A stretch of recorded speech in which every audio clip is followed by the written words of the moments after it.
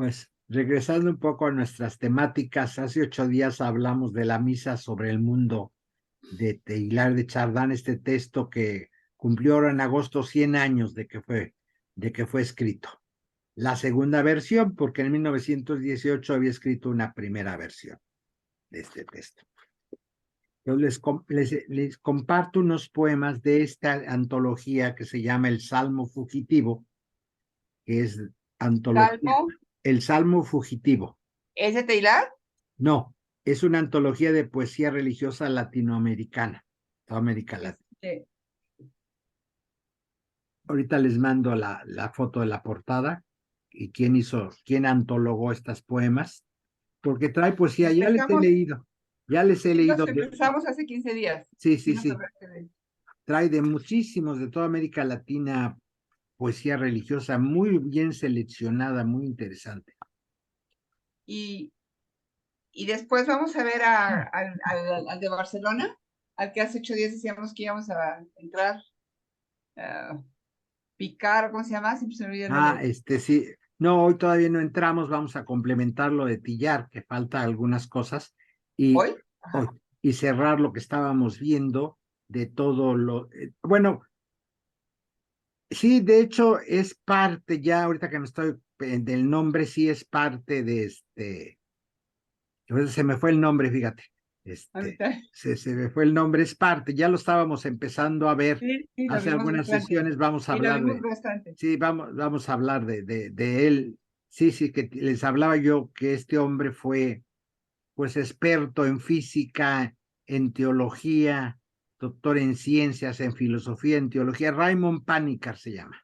Pánica, exacto. Y su última obra, pues, fue de la mística, él terminó de ermitaño allá en los Pirineos, en una cabaña. Un hombre, después de ser Padre. profesor en muchos países de ciencias, porque fuera doctor en ciencias Panikkar.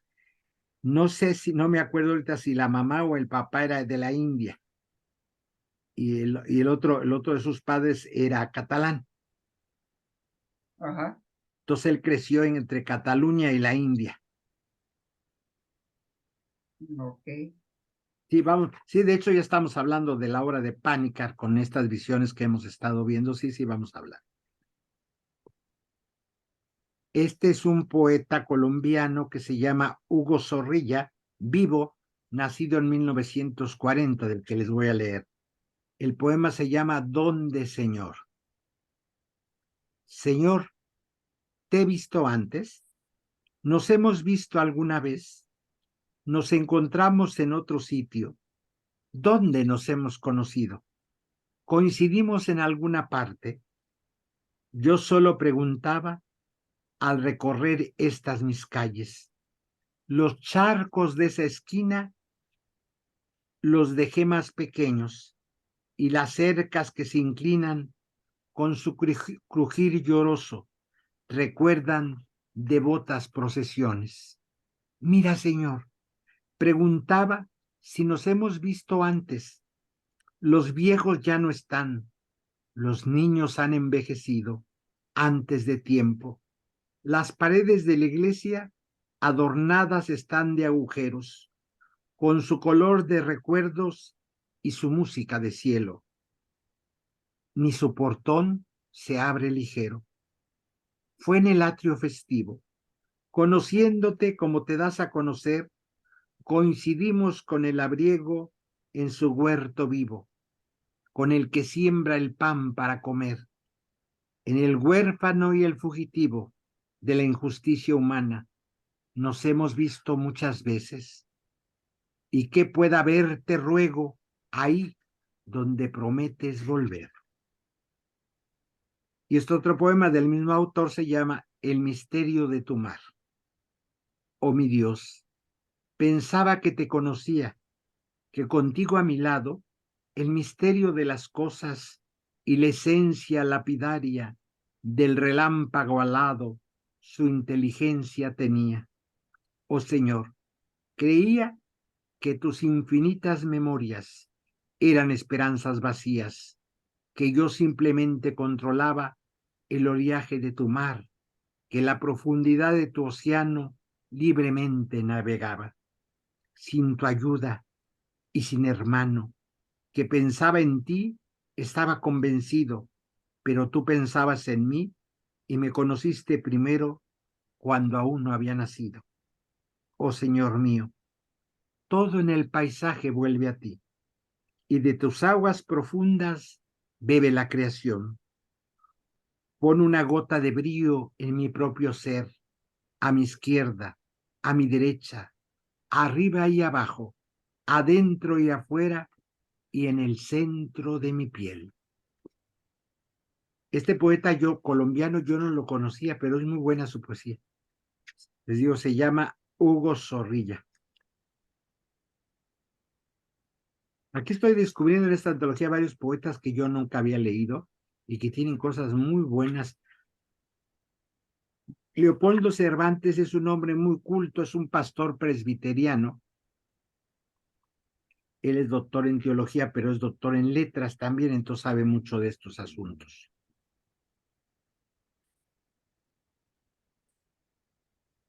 Déjenme ver, estoy viendo. Esta que es una guatemalteca, Julia Esquivel, es muy buena poeta. Este poema se llama Eucaristía. Te vaciaste todo, sin retenerte nada para ti. Ya desnudo, total despojo, te nos has hecho pan que sostiene y vino que reconforta. Eres luz y verdad, camino y esperanza, eres amor, crece en nosotros, Señor. Julia Esquivel se llama esta mujer. Y esa sí la conocí, es muy buena poeta guatemalteca.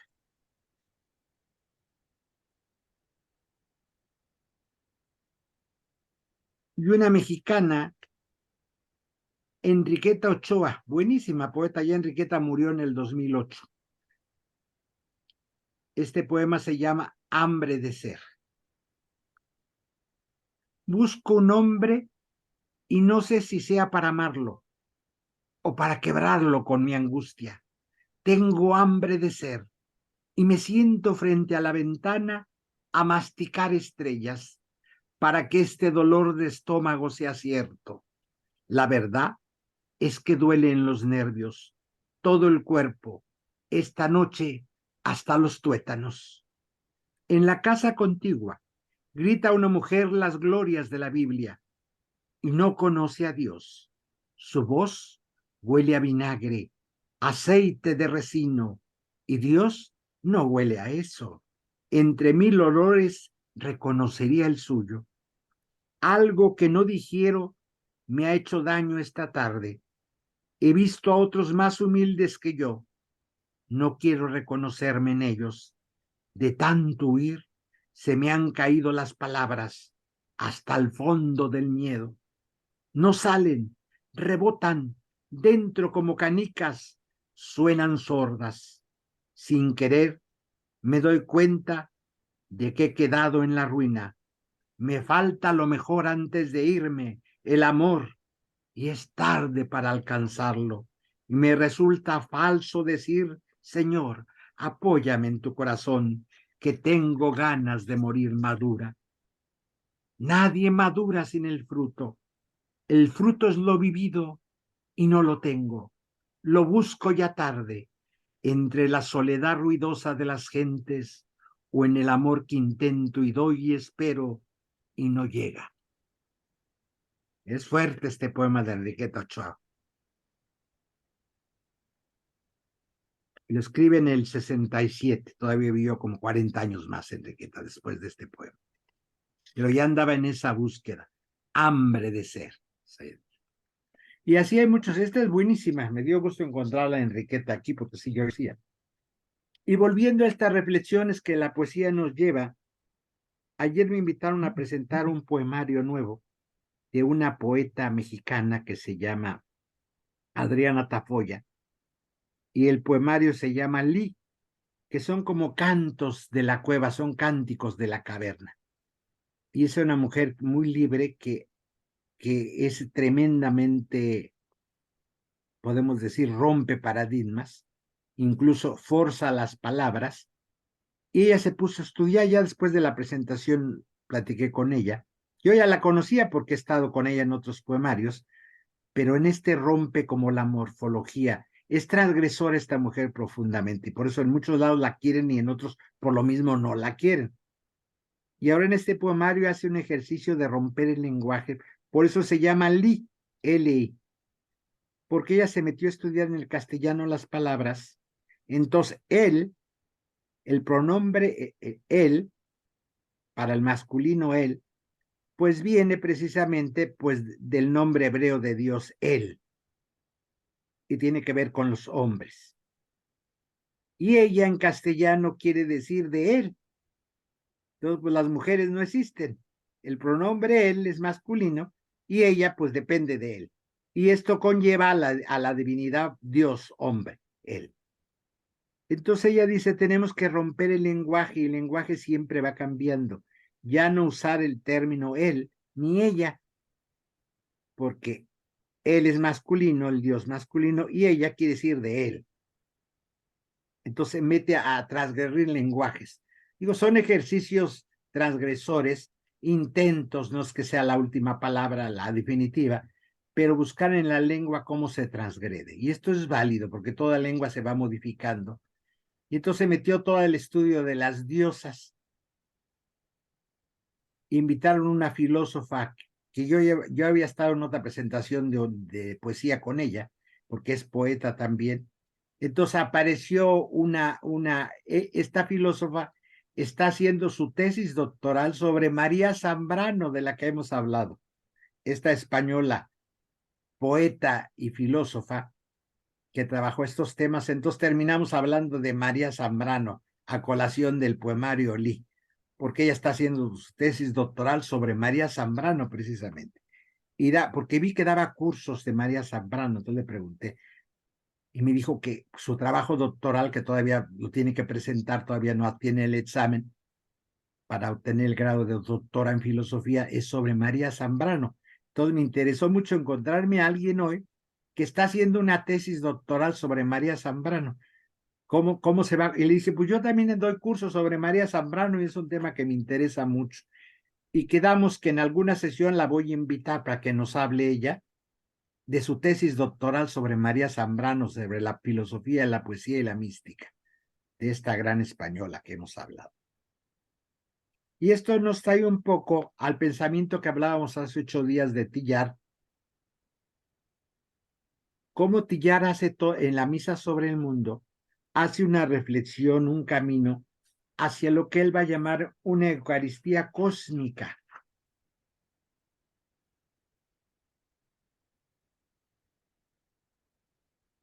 Acordémonos que esta del 1923, pues es la segunda versión. La primera versión de la Misa sobre el Mundo fue escrita en una batalla de Verdún durante la Primera Guerra Mundial. Tillar fue camillero y su misión consistía en recoger a los heridos, prestarle los primeros auxilios físicos y espirituales, y ya después llevarlos al hospital de campaña o al cementerio. Todo eso le tocaba, era su labor en la guerra. Para Tillar aquello fue, en sus propias palabras, un bautismo de la realidad participar en una guerra y enfrentarse a los heridos y a la muerte tremendo. En el barro de las trincheras, dirá Tillar, en el dolor, en la fragilidad humana, y una pregunta acuciante sobre el sentido que podemos dar al sufrimiento y a la muerte. Al enfrentarse día con día a la muerte, él se empieza a preguntar todo esto: ¿qué sentido tiene el sufrimiento? ¿Qué sentido tiene la muerte? Entonces, todo eso va a cuajar en la primera versión de la Misa sobre el Mundo. Entra en una crisis profunda de enfrentarse en una guerra y vivir esto cotidiano. Y entonces dice, ¿cómo en una guerra? Pues estar ofreciendo la Eucaristía, sin vino, sin pan. Entonces dice, pues la Eucaristía profunda es el dolor y la muerte, es parte de la comunión con la vida. Esa es como la primera versión, que le sucede algo fuertísimo que lo hace llevar. La segunda versión pues ya sabemos que fue escrita en el 23 en China, en el desierto de Ordos, que esto ya está en la frontera con Mongolia. Entonces, la guerra de Europa y su exilio en China fueron los paisajes y la desolación que marcan sus dos versiones de este escrito. Entre líneas flotan en sus párrafos inolvidables, por lo que él ya conocía previo a la guerra, los bosques de álamos de su tierra, los castaños amarillentos, los acantilados de las islas. Todo eso, como buen jesuita, ya San Ignacio había insistido mucho, de formarse en la memoria una composición del lugar, con los sentidos, imaginarse. Entonces, él está ahora en un desierto, el desierto de Oslos, en la frontera china con Mongolia. Entonces, él tiene que hacer la composición del lugar. Y al hacer la composición con la imaginación de ver dónde estoy parado, nos conduce a la presencia inefable de Dios en lo agreste de la naturaleza, en la asperez desnuda de las rocas de un desierto. Y además el paleontólogo, pues nos imaginamos un paleontólogo que le hablan las rocas, le hablan los restos, le habla la larga y misteriosa historia de la Tierra que va descubriendo. Él anda haciendo escarbaciones, buscando del paleolítico restos. Entonces, cada capa de la Tierra, pues le habla de la historia de la Tierra larguísima y vieja. Y esta es la reflexión profunda que se va a enfrentar en la segunda versión de la Misa sobre el mundo. La Tierra, los vestigios milenarios de esta Tierra. El inabarcable tiempo geológico que va a superar la mirada estrecha del tiempo humano. Él se está encontrando a vestigios de miles de años, capas de la Tierra de miles de años, que lo lleva a esta aridez, es un desierto, a volverse a enfrentar como a la geología antigua de la Tierra. Entonces son dos etapas fuertes, una la guerra y otra la Tierra antiquísima de orígenes milenarios. Y en los dos, pues Tillar está inmerso en la vida del nómada. En la guerra vive en tiendas de campañas. Acá vive en tienda de campaña en un desierto, no en un pueblo. Es nómada y es sacerdote y está privado de la posibilidad de celebrar la Eucaristía. No tiene pan ni vino. Entonces va a tratar de celebrar la misa en el interior de su corazón. Y va a poner como altar el propio paisaje que aparece ante sus ojos con las primeras luces del día. Antes de empezar las excavaciones, en la mañana hace su oración y es cuando celebra esta misa en su interior, ante ese paisaje desértico y desnudo. Y ahí, en esa desnudez, en esa tierra viejísima, sucede el milagro. Y el milagro es que descubre para él, y en el texto nos descubre a nosotros, que el sacrificio de la misa se extiende mucho más allá del templo o de la pequeña parroquia que lo celebra. Y se extiende además en todos los sentidos de la existencia. Por eso es fuerte este texto de la misa sobre el mundo. Se extiende en el espacio, y el espacio es el cosmos donde celebra esta misa, no solo la Tierra. La Tierra lo lleva a ver que la Tierra es parte de algo mayor que es el cosmos. Entonces la Eucaristía es cósmica, no solo terrena. Y se extiende no solo en el espacio, el cosmos, se extiende en el tiempo, hasta alcanzar las generaciones pasadas, presentes y futuras. Celebrar la Eucaristía es en el tiempo eterno.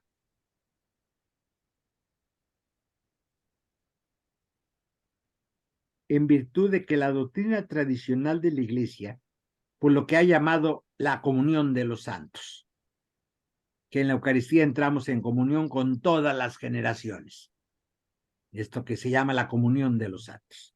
Tostillar lo vive fuertemente. No tengo pan, no tengo vino, pero puedo celebrar la Eucaristía en esta comunión de los santos. Porque Tillar, desde su casa, le inculcó a su mamá grandes devociones como buenos franceses. Su madre,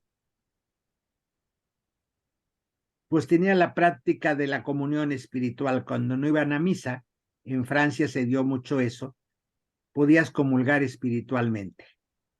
Cerrar tus ojos, intuir, mirar, pedirle perdón a Dios y recibir la presencia de Dios, no física, sino espiritual. En las guerras, pues no hay misas, las iglesias están cerradas. ¿Cómo entras en comunión? Pues la comunión espiritual. Y ahora en la pandemia la usaron mucho. Otra vez volvió, sí, sí, es decir, me conecto con la divinidad, no necesito el pan y el vino en el fondo. Esto es lo que hace Tillar, recuerda toda su infancia, que su mamá les inculcó eso. Y la otra devoción que su mamá le inculcó como buenos franceses es al Sagrado Corazón de Jesús. Y la mística de Tillar va a tener que ver con estas cosas, la comunión de los santos y el corazón. Pues una de las obras fundamentales será el corazón de la materia. Y tiene que ver con el Sagrado Corazón de Jesús.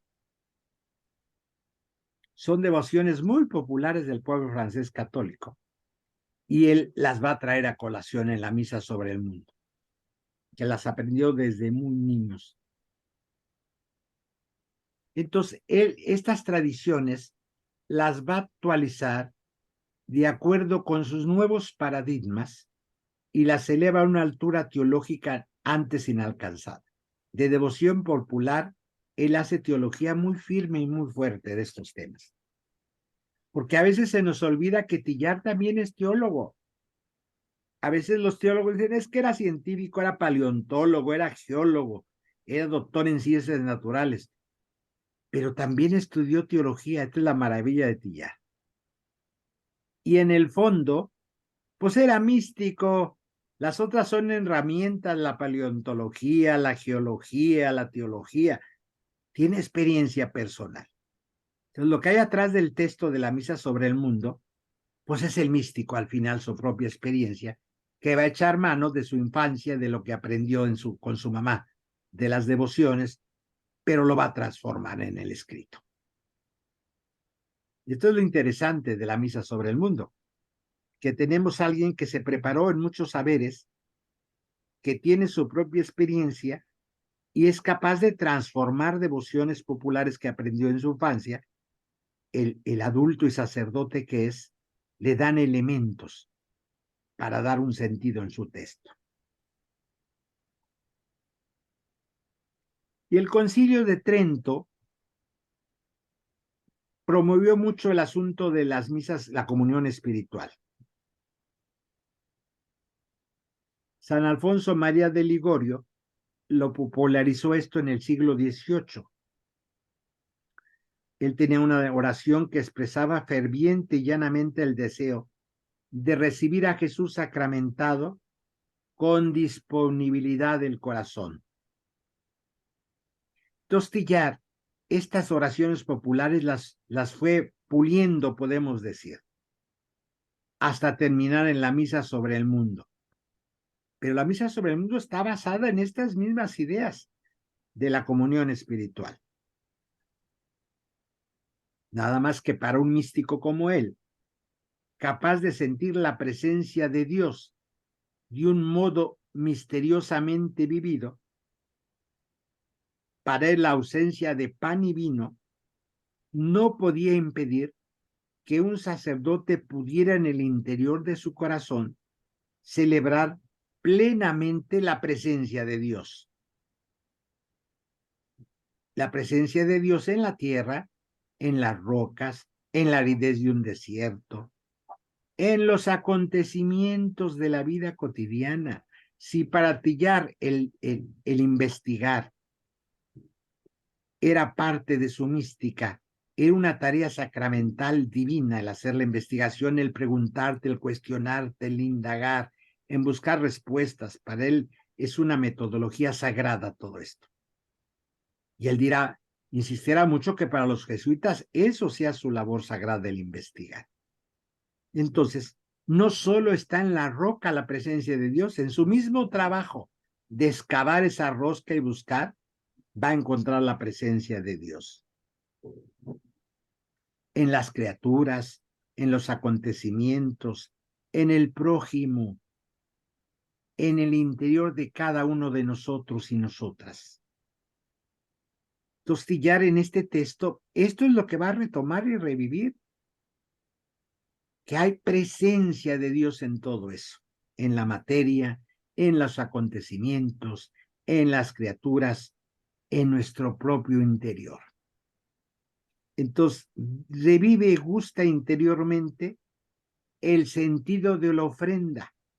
Todo eso lo puedo ofrendar mi vida, mis acontecimientos, la tierra, y lo puedo consagrar y puedo comulgar. Esa es una teología de los sacramentos profunda que tiene la misa sobre el mundo, precisamente. Va más allá. Da el salto. Y estamos antes del Concilio Vaticano II, hay que situar el texto, 1923. Claro que fue incomprendido. Faltaba mucho trabajo para llegar a la Sacrosanto Concilium, que es el texto del concilio que habla sobre la liturgia y los sacramentos y la misa, que será hasta los 60 que tendremos ese documento. Aquí estamos en los 20. Y Tillar ya está viendo todo esto. Todo eso se puede presentar como ofrenda. No tengo ni pan ni vino, pero la tierra, la materia, lo que me acontece, mi trabajo, todo eso es la materia que puedo presentar como ofrenda y como comunión. Entonces casi nunca casi nunca se mira a Tillar como un precursor de estos temas. Y en la misa sobre el mundo lo vemos que abrió caminos que van como a salir fuertes ya en el Vaticano II, que va a ser los cambios litúrgicos. Si la comunión es entrar en comunión con lo sagrado, pues requiere que la gente se mire de frente al sacerdote, todo lo que vino en el concilio. Tillar estamos antes, pero ya está dando bases teológicas de todo esto. Y es que poco se le ve como teólogo a Tillar y adelantado. Y este texto nos hace ver que comprendió muy bien muchas cosas, porque lo del concilio se empieza a mover en los años 30. La reforma litúrgica lo hacen los benedictinos de lengua francesa. En Bélgica, en los monasterios de Bélgica, se empieza a fraguar todos estos cambios. En Cuernavaca se dan porque Le Mercier es belga, no se nos olvide. Es de lengua francesa, pero él viene de un monasterio de Bélgica. Son monjes que llegan a Cuernavaca, de Bélgica, educados en toda esta otra mirada, porque allá se va a gestar todo esto. Son belgas, pero son de lengua francesa. Entonces Tillar crece en ese ambiente francés donde ya se va desarrollando todo esto. Él no es monje, es jesuita, él no está en un monasterio, está en un desierto excavando, pero tiene esta mirada que ya se va gestando desde esos años. Pues hoy sí podemos recuperarlo en este largo movimiento que gestó los cambios del concilio. Sí. ¿Algún comentario, pregunta? Porque esto es importante, esto que les estoy diciendo, y poca gente cae en cuenta de esto. Y yo ahorita que decías la palabra consagrar, te iba a decir qué entendemos, cuál es como la definición de consagrar, y solito lo acabamos de decir, creo, ¿no? Entrar en comunión con lo sagrado. Con lo sagrado, sí. Cuando Jesús ofrece el pan y su vino, dice, este es mi cuerpo, esta es mi sangre. Cuando ofreces, entonces cuando ofreces la materia, la tierra, tu trabajo, lo que te acontece, estás consagrando. Tu propio trabajo, tus angustias, tus miedos, tu vida, lo puedes ofrecer. Y acordémonos que en el bautismo, que esto va a retomar el concilio, pues fuimos hechos todos los bautizados y bautizadas sacerdotes. Nos podemos consagrar nuestra propia vida, no tiene que venir el cura de la parroquia. Yo puedo ejercer mi sacerdocio común que se me dio en el bautizo, cualquier cristiano, cristiana. Esto lo va a explicitar el Vaticano II, pero él se está adelantando. Él lo está abriendo en su reflexión. Él es sacerdote, pero no solo para el sacerdocio ministerial, hay lo que se llama el sacerdocio común de todos los bautizados. Y que esto lo va a abrir el concilio. Y que un nuevo concilio tendrá que regresarles ese ministerio a todos los bautizados. Si cuando usted no puede ir a misa, pues celebre en su casa y consagre su vida y lo que tenga. La pandemia, pues no se angustie usted en su casa, haga un templo. Y mucha gente tuvo que retomar esto que dice el concilio en serio. Usted es sacerdote, lo bautizaron, ahí le dieron el sacerdocio de Cristo. Al final el que consagra es Cristo. Usted tiene esa intención, es cristiano, pues consagra su vida. Yo me acuerdo, José Juan, su mamá tomó muchos cursos conmigo, dice, yo no sé qué le andas enseñando a mi mamá, ya no va a misa, compra un pan los domingos y levanta sus manos y le da la comunión a sus nietos. Ya, aunque yo esté presente, no me pide a mí que consagre, dice, ella levanta sus manos. Entonces le dije, a ver, José Juan, ¿cuáles son más sagradas, tus manos a la de tu mamá? Y ahí se quedó callado. ¿Quién tiene más derecho a levantar las manos? Porque si estoy yo y no me dice, hijo, conságrame el pan, ella levanta sus manos. Digo, a ver, la vida y el sacrificio que hizo su mamá por ustedes, hasta hoy vieja, ¿quién tiene más derecho a levantar las manos, tú o tu mamá? Tú nomás porque eres el padrecito dices que tiene derecho, pero seriamente, profundamente, ¿quién lo hace con más fuerza y devoción? ¿Tú o tu mamá? Pues claro que era su mamá. Más porque no había sido ordenado sacerdote, la mujer no podía. Y la mamá lo entendió porque me dice, compra su pan y está el domingo feliz y pone el pan en la mesa y todos los nietos alrededor y levanta las manos mi mamá y les parte de ese pan y les da la comunión y ya no van a la iglesia el domingo. Pues qué mayor comunión que estar en su casa con todos sus nietos y nietas. Eso es consagrar, decir, para que me entiendan un poco. Pues Tillar, en este texto de la misa sobre el mundo da fundamentos teológicos a esto que iba a desencadenar mucho después, en los 60, o sea, aquí hay adelanto de 40 años. Claro que en ese momento no está el concilio, se ve herético todo esto, por eso le prohíben publicar estos textos a Tillar. El texto lo concluye en el 23, pero no está el libro en el 23. Hasta muerto conocemos la misa sobre el mundo. Porque era herético ese asunto.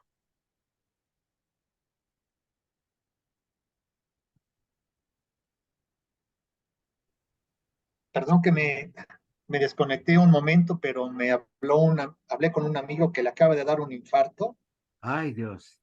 Es un amigo, entramos juntos a Mexicana y toda la vida juntos, nuestros hijos crecieron acá juntos, pero la libró, ya lo operaron, ya está en su casa y está bien, entonces ahorita es la primera vez que hablo, por eso me tardé un poquito en No, pero regresar. digo, qué bueno que está bien que la libró, porque Sí, sí, no es momento.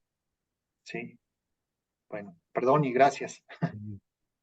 Entonces decíamos, para un místico como Tillar, él era sensible de sentir la presencia de Dios en lo vivido.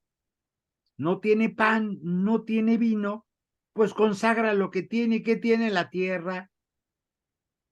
Los acontecimientos, su trabajo, el prójimo, él mismo. Entonces, pues va a consagrar eso. Y eso será la misa sobre el mundo. Y la devoción decía al Sagrado Corazón de Jesús, pues los jesuitas fueron muy apegados a difundir esta devoción y los franceses del Sagrado Corazón. el corazón como asiento de los sentimientos, como fuego que arde, como expresión del amor. Un amor extremo, por ejemplo, como lo dice el Evangelio de San Juan. Y en otro libro que se llama El corazón de la materia, que Isaura nos enseñaba la semana pasada, ahí dice Tillar en El corazón de la materia. Un amor extremo, una devoción con la que mi madre no dejó jamás de nutrirme. Sí. Ya se va. Ah, ya. Entonces decir, Cuenca, ya nos estamos viendo. Y entonces dirá él en El corazón de la materia que esta devoción del Sagrado Corazón es una devoción que su mamá no dejó de nutrirle jamás. Entonces, estos fundamentos y devociones de la visión eucarística de Tillar han causado mella de cómo él mira ¿Soy yo esto. o ya no te oigo? Ya. A ver, ¿me oyen o no? Yo sí. Sí. Yo tengo Sí, abierto el ya. micrófono, sí. Sí, Entonces, de repente no te oí, pero ya otra vez ya. regresó. Se sacó de repente. Sí, es que esta Dejamos cosa va y viene luego la señal. Pero entonces, estas devociones a la Eucaristía de Tillar, pues causaron mucho en Paulo VI, en Juan Pablo II, incluso Benedicto XVI. Citaron sus palabras de Tillar en diversas alocuciones públicas, pero evitaron expresamente mencionar de quién eran, porque estaba bajo la alargada sombra de sospecha de la doctrina de la fe, la Inquisición. Lo citaban como referencia, pero no decían de quién era el texto. Pero 3 papas lo citaron a Tillar, sin decir que era Tillar. Porque una característica de un texto sublime, por eso es tan importante la misa sobre el mundo, porque es un texto que despierta muchas cosas, que es capaz de arraigar de modo distinto en el ánimo de cada lector, porque sugiere cosas diferentes, evoca. Esta es la metáfora. No agota las posibilidades de un texto tan subjetivo como la misa sobre el mundo. Tiene muchas intuiciones, no todo está escrito, entonces lo vuelve uno a leer con otra mirada y te evoca cosas este texto. 100 años después nos sigue evocando muchas cosas. Dentro de 300 años leerán este texto y les va a evocar muchas cosas y van a comprender. Porque Tillar es un místico, lo vivió. No es un teórico que está en un escritorio pensando y haciendo, sino es un místico que ha vivido esta experiencia y por eso trasciende el tiempo. Son de los textos que van a trascender la misa sobre el mundo de Tillar. Va a sentar bases muy fuertes. Que aquí ya tenemos un místico y hablará de paleontología, no, pero lo que va a trascender es el místico. Esta mirada intuitiva que conecta todo, es decir, no tengo pan y vino, ofrezco lo que tengo, mi vida, mi trabajo, la tierra. Tengo este desierto, lo ofrezco. Yo, sacerdote, no me voy a impedir no tener pan y vino para no celebrar la misa. Digo, el concilio nos aclaró más esto y nos dio puertas, pero él su experiencia le hace caso a su experiencia. Tillar es profeta en este texto, se adelantó.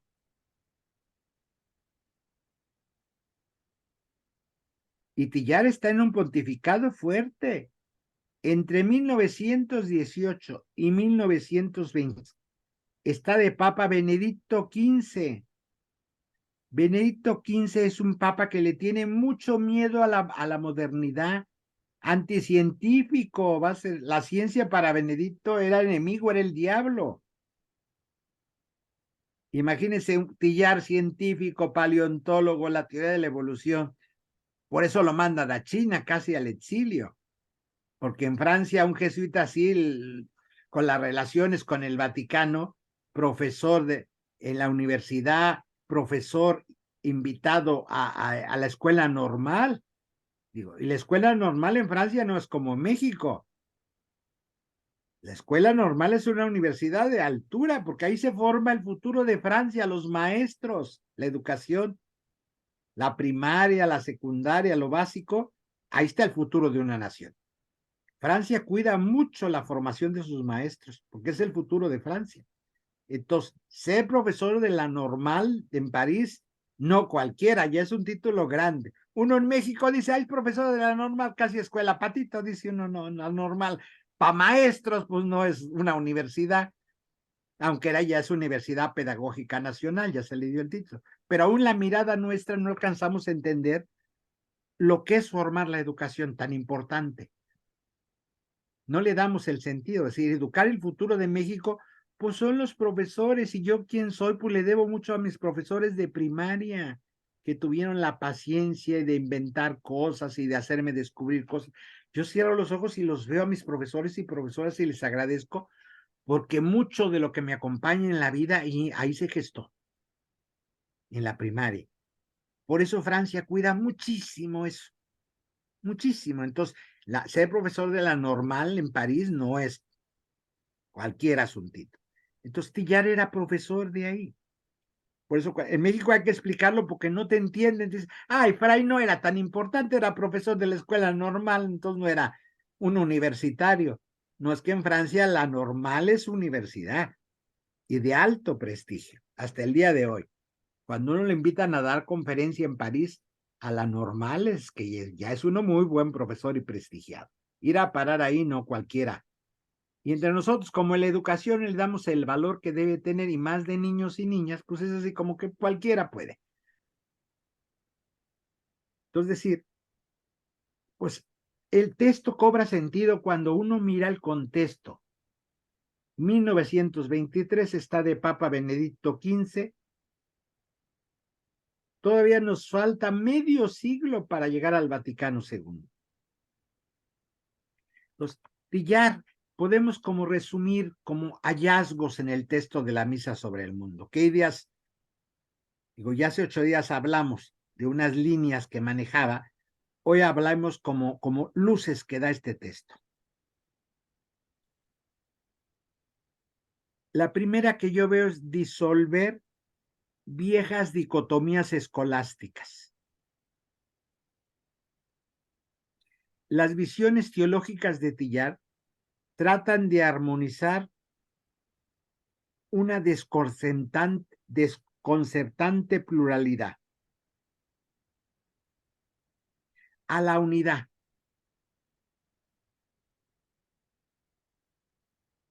Tenía muy dividida la escolástica, por un lado, la materia y el espíritu, lo divino y lo terrestre. Estaban separados y casi en pleito. Entonces, Tillar en este texto va a tratar de meter en una unidad todo. Todo viene de Dios. La materia es espiritual. Por lo tanto, si no tengo vino y pan, lo que tengo a la mano es tan valioso y sagrado como el vino y el pan. Porque la materia es divina. ¿Qué es el vino y el pan? Materia. Luego, cualquier materia. Vean el atrevimiento y en qué año se lo está haciendo. Está supliendo el vino y el pan. Estamos en 1923. Y ya la primer texto, la primera versión es de 1918. O sea, si es un profeta, se adelantó muchísimo. Incluso, si no tengo vino, no tengo pan, pero tengo mi trabajo. Eso no es material, pero Claro, claro, trabajo es espiritual, es ¿no? espiritual y lo ofreces y celebras la misa con eso. Es lo que estoy ofreciendo como ofrenda, mi trabajo. Mis Fíjate, acontecimientos de mi vida, lo que estoy viviendo, lo ofrezco. fíjate que y dice, ofrezco mi trabajo, ofrezco lo que tengo, la tierra. Y ¿Sí? el otro día estaba oyendo a un rabino que dice, que habla sobre el libro del Génesis y dice que está Dios como un científico. Y el científico le dice, pues mira, este es Dios, fíjate que yo puedo hacer ahora ya podemos hacer lo mismo que tú, nosotros ya podemos crear hasta vida y todo. Y dice Dios, ok, bueno, pues yo lo hice con Adán y Eva, los hice de la tierra, entonces tú, sí, ahorita, espera, y empieza a coger tierra el científico y dice Dios, no, no, no, no, no, no, con mi tierra no. Con nada menos. Dice, nosotros los hombres no podemos crear nada, todo es, podemos usarlo para hacer otras cosas, pero Sí, crearlo no podemos. pues no. Ah, Como ahora recientemente en estos deshielos de la Antártida, un gusano de hace 40,000 años congelado, ya lo volvieron a que esté vivo después de 40,000 años congelados. Pero estaba congelado, o sea, estaba vivo, no lo crearon de la nada. Pero esto es una maravilla que durmió 40,000 años y que pueda reactivarlo después de 40,000 años. No, ahí van a basar muchas cosas, es un adelanto, pero eso no está peleado con lo divino en la creación, al contrario, Tillar es lo que trata de armonizar. Tiene un papa que es enemigo de la modernidad y de la ciencia. Entonces Tillar aquí decir, no hay pleito entre ciencia, entre materia y espíritu, no le tengamos miedo al futuro. Qué bueno que la ciencia avance, que estos descubrimientos no entran en pleito con lo sagrado cuando se entiende bien. Oiga, pues yo ya me tengo que irme, Ya. tengo que ir a recoger a Pati y a mi hija, primero a Pati aquí, luego a mi hija allá a Santa Fe, a México, y regresar porque sale de la universidad hoy. Pues sí, Viene para acá y me ah, ya, andaba malita del estómago y andaba así medio cucha. ya. Pero Bueno, entonces ahí dejo el video, cuando tengas tiempo ya ves las siguientes partes que va. sí, Voy y a hoy en la seguir, noche lo voy a ver. voy a seguir con, este es como el primer puntito rasgo de hallazgos Oh, en este texto de la misa sobre el mundo. perfecto. Gracias. Hasta luego. Bye. Entonces, pues que te vaya bien, buena semana. La dicotomía del cuerpo frente al alma, la materia frente al espíritu, Dios frente al mundo, al barro de la realidad terrena, frente al mundo angélico y celeste. Es decir, ahí hay dicotomías y Tillar trata de meter unidad en todo eso. Tillar, acuérdense que se consideraba más hijo del suelo que del cielo. Nos reconcilia con la materia, proclamando la bondad natural de la materia y el misterio evolutivo. Entonces, al proceso evolutivo, Tillar no duda en darle rasgos de sacralidad. Y dirá Tillar, Dios lo dijo en el libro del Génesis, vio Dios que era bueno. Y Tillar le va a llamar a la materia mano de Dios y carne de Cristo, porque sostiene de modo tangible la presencia de Dios en el mundo, la materia. Pues por eso el primer puntito es disolver dicotomías escolásticas. Todo hay unidad. No hay que seguir con estas dicotomías y pleitos. Otra cosa importante que este texto hace, como el punto 2, es reconciliar ciencia y teología.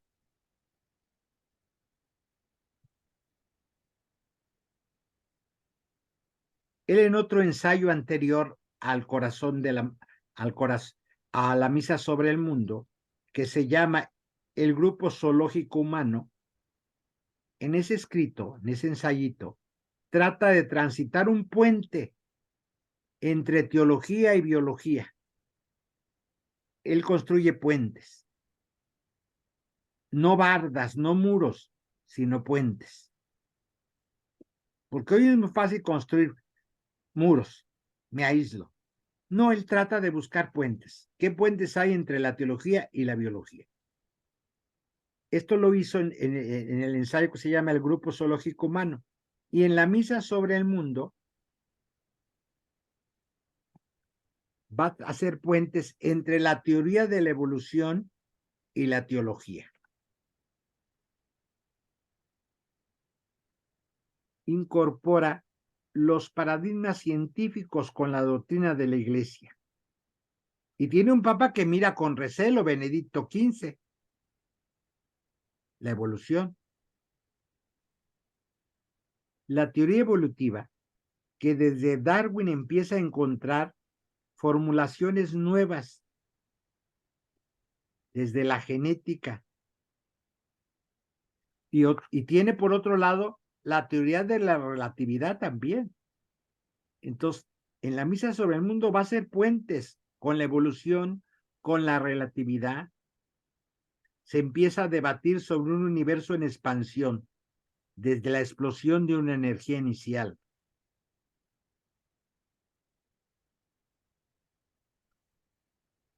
En la misa sobre el mundo empieza a hacer puentes con algo que ya en esos años se empieza a debatir. La biosfera como una entidad viva, como un gran cuerpo, como un superorganismo en el que todos los procesos están conectados, la biosfera. Y entonces él va a hacer puentes entre teología y estas teorías de la biosfera, que es un gran organismo, está vivo, todo está interconectado en la biosfera. Ya porque entonces se empieza a plantear en estos años lo de la Gaia, la Tierra viva, es un organismo vivo la Tierra. Entonces, él en lugar de plantar muros, eso va en contra del libro del Génesis, hace puentes. ¿Cómo entender a Gaia? Entonces, este texto es muy importante, la misa sobre el mundo, porque tiende puentes con la biosfera, tiende puentes con la teoría de la relatividad, tiende puentes con la evolución de Darwin. Entonces, reconcilia ciencia y teología. Ese como el segundo puntito. El tercero, unifica la teología. Muchos conceptos teológicos que la tradición epistolar de Paulo y la reflexión escolástica medieval nos mostraban como un mosaico inconexo, como que no había manera de conectar unos temas con otros. Tillat los conecta como una sola realidad coherente de una verdad, de una relevancia teológica. Él dice que la creación, la encarnación, la redención, la consagración, la Eucaristía, la comunión de los santos, la presencia de Dios en el mundo, no son realidades distintas, sino aspectos indisolubles y necesarios de una misma visión. Y que a su vez encajan sin estridencia alguna en la evolución cósmica y biológica. Que no está peleado la teoría de una evolución cósmica con todos estos conceptos que ya tenemos. El misterio de la muerte, del sufrimiento, no está peleado con la investigación científica o el trabajo humano. El trabajo humano, dirá Tillat en este texto, es una prolongación libre y creativa del poder creador de Dios. O sea, Tillat en la misa sobre el mundo genera modelo integrador de pensamiento, explicaciones unificadas. No hay pleito, se puede entender todo y unificar. Porque el mismo trabajo humano, dirá, pues es la prolongación del poder creador de Dios. Y si es prolongación, pues puedo crear nuevas cosas. Pues él hace una unificación de todos estos saberes. Y una vez que unifica, como un cuarto puntito, dice, hay que expandir la teología. Además de unificarlos, Tillat profundiza en la idea que estos procesos no solo son momentos puntuales en la historia, ni se limitan a un ámbito, sino que desbordan el espacio y el tiempo. para devenir procesos cósmicos continuamente actualizándose. Devienen, un proceso no termina, deviene, se mueve, está en movimiento y además es cósmico. No solo hoy, un momento puntual de la historia, siempre es un devenir, es un proceso cósmico. Y entonces hay que estar pendiente porque el proceso no se detiene. Entonces él va a tomar una metáfora de Paulo, la iglesia como cuerpo místico de Cristo,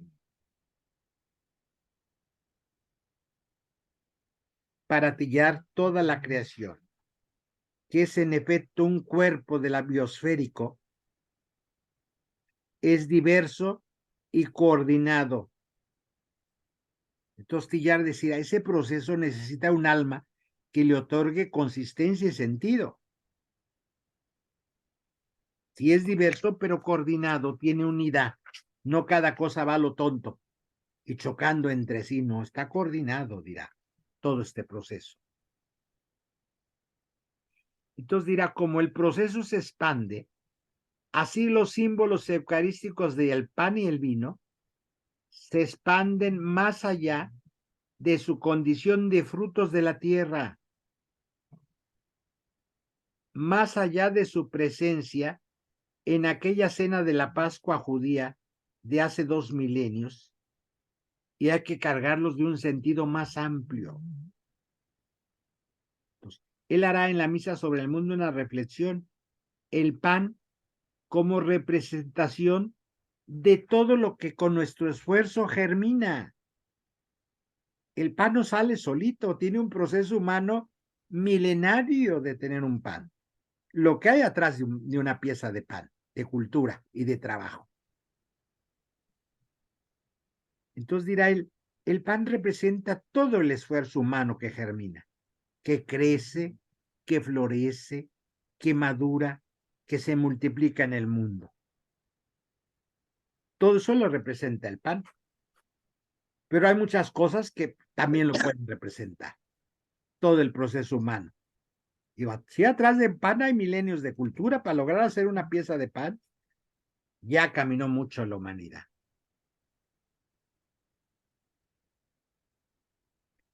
El vino como representación de todo lo que mengua o decrece, de la sangre de la derramada, de lo que nos causa dolor o sufrimiento, de la enfermedad, de la decepción, de la muerte.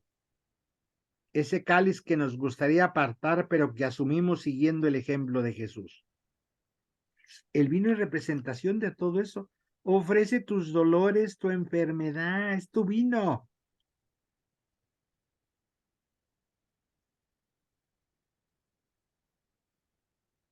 Sí, es una reflexión muy profunda de la misa sobre el mundo. Estas brillantes interpretaciones conceptuales de Tillar no solo dan hondura espacio-temporal a los horizontes y la fe en Dios, sustraen del contexto angélico en que los colocó el mundo medieval y la escolástica y los plantea en una realidad tangible de la materia hoy. Tillar lo baja de ideas abstractas a decir, aquí está en la tierra. Lo sagrado es esta terrenalidad, el suelo. El cielo está en el suelo aquí ahora, no hay que esperar a morirnos. Y el suelo está conectado con el cielo. Es una única realidad todo.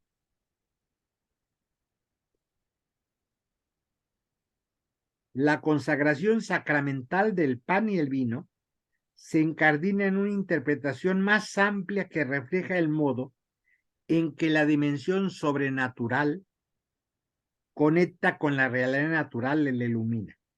Es decir, nos habla de la consagración definitiva de toda la creación, porque la creación se reencontrará con Dios en su trayecto evolutivo hacia el punto omega que es Jesucristo, mírate ya.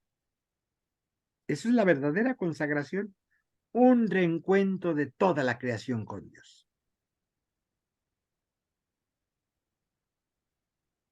Orígenes ya planteaba esto, uno de los padres de la iglesia.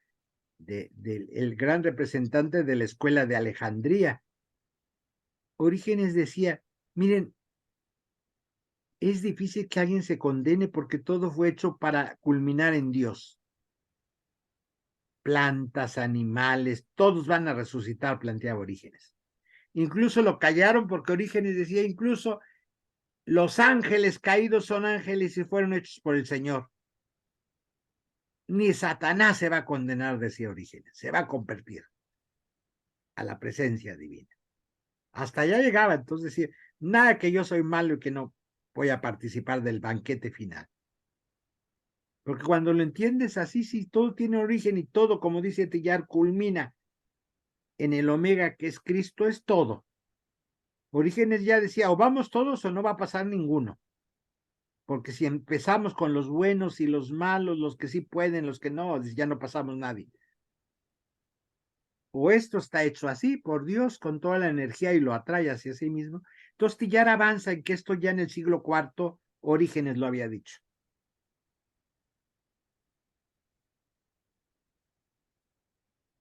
De este modo, Cristo resucitado acabará siendo el alma del gran cuerpo místico, que es la realidad universal. Entonces, a esto Tillar le va a llamar la cosmogénesis. La historia del ser humano no son más que pasos evolutivos previos a la cristogénesis.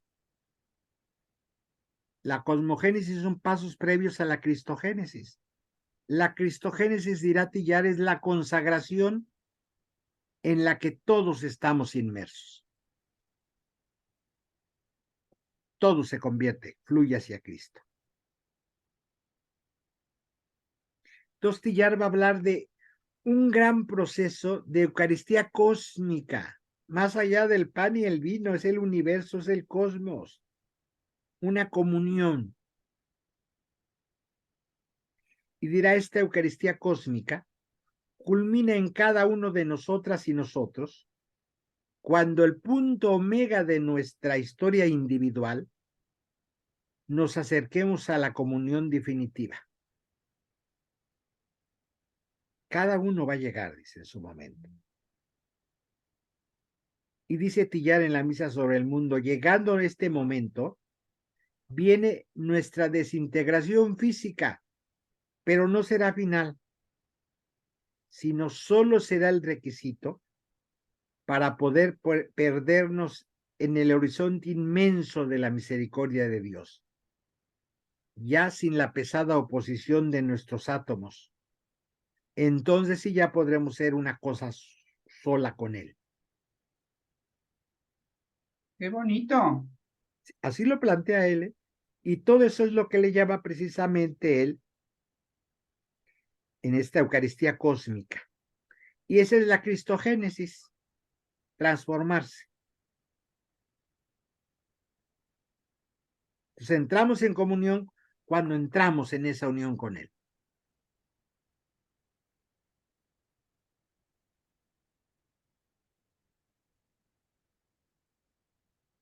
Estos son como los puntitos de la misa resaltantes con los que Él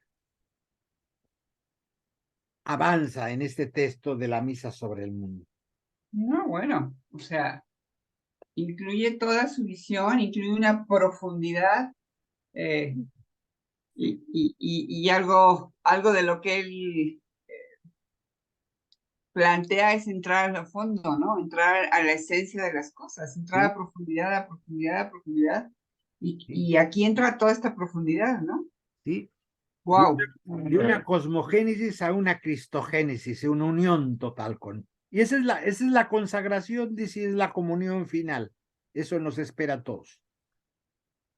Por eso es tan importante este texto de la misa sobre el mundo, porque lleva esas reflexiones profundas. Digo, 100 años no se pueden dejar pasar. Y el texto va a vivir mucho más Pero años. es que son 100 años de hablar de la realidad, de describir Sí, la realidad hace 100 sí, años. sí, hace 100 años. Es decir, lo que hay que consagrar, la que es sagrada, es mi realidad. Esto. y mi propia vida, y mis dolores y mis miedos, eso entrego, ese es mi pan que consagro. Y hasta hablar del sentido, ¿no? Consagras Sí. ese pan para unirte en esta cristogénesis como el sentido de la vida, alfa y omega. O sea, Sí, es eso. Y todo ese proceso le llaman la cristogénesis. Porque a veces hay mucha gente que es que yo no entiendo eso de la cristogénesis, ya que plantea qué es eso. Pues la unión final de todo su sentido de tu vida. La materia, la tierra, el universo, tus dolores, tus miedos, tus esperanzas, tus frustraciones van a cobrar sentido. Se va transformando esta cristogénesis, van haciendo Cristo cósmicamente. Y dirá, pues cuando nos entreguemos al momento final, pues ese va a ser nuestro momento de fundirnos con esa realidad. no, es una belleza, Sí, no, una belleza. Yo creo que como todo es evolución y como todo es diferentes niveles. sí. Y yo creo que de la primera vez que abordamos este tema, cuando la obra, etcétera, hablaste padrísimo y viste una capa, ¿no? Que Sí, era indispensable para poder entrar. sí, ahorita Y estamos hace 8 entrando. días nos metiste a entender los elementos de esa capa y hoy nos metes a entenderlos mucho más en esta parte de la misa. Sí, ¿y ¿no? hacia dónde va? ¿Hacia dónde nos lleva este texto? Ya podemos como ir penetrando por capas, sí, sí, esto es Poco a así. poco hemos ido penetrando. O Sí, sí, sea, sí, a mí me encantó desde la primera vez, pero exactamente hubo muchas lagunas, ¿no? sí, El alfa y el omega, la evolución, todo esto que en estas 2 sesiones nos has ampliado, ¿no? Nos has enfocado y ampliado, expandido, y bueno, una verdadera sí. belleza. Y pues aquí entonces le paramos hoy para, y ven después para que entenderle más el video. Ya al ratito se los mando de lo que vimos hoy. Perfecto. Ok. Buena Pues semana. muchísimas gracias, Julián. Hasta dentro de Luego, 8 días. Bye, nos bye. vemos, bye. Adiós, Igualmente, Alice. quién sabe dónde anda Alicia, pero bueno.